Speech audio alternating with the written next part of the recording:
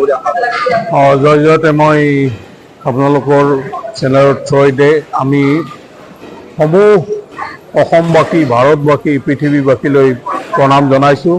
শ্ৰী বিষ্ণুৰ চৰণত প্ৰণাম জনাই আমি আশা কৰিছোঁ এই বিগত বছৰবোৰৰ দৰে এইবাৰো প্ৰায় ৩-৪ হাজাৰ মানুহ ইয়াত আমি আমন্ত্ৰণ কৰা মানুহখিনি সকলোখিনি ইয়াত একত্ৰিত হ'ব আৰু তেওঁলোকে ভগৱান বিষ্ণুৰ চৰণত সেৱা জনাব। আৰু আমি ইতিমধ্যে আমাৰ উন্নয়ন সমিতিৰ সভাপতি কৈছে যে আমি যথেষ্টখিনি অনুষ্ঠান আমি ইয়াত অনুষ্ঠিত কৰিলোঁ। তাৰ উপৰিও আমি আজিৰ এই যি আমাৰ আহুতি হ'ব, যজ্ঞত আহুতি দিব, সেই আহুতিৰ যোগেদি গোটেই পৃথিৱীৰ যি অপায় অমংগল, যি যুদ্ধ বিগ্ৰহ, এই সকলোবোৰৰ যাতে অন্ত হয় তাৰ বাবে ভগৱানৰ ওচৰত, শ্ৰী বিষ্ণুৰ ওচৰত আমি প্ৰাৰ্থনা জনাম।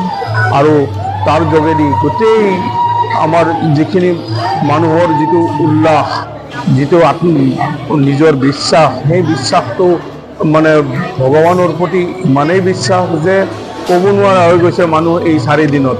গতিকে প্ৰতিটো অনুষ্ঠানতে আমাৰ শ মানুহ আমাৰ ইয়াত উপস্থিত হৈছে। এতিয়াও আজি মূল অনুষ্ঠান, এই মূল অনুষ্ঠানত সকলোকে আপ্যায়ন কৰা হ'ব।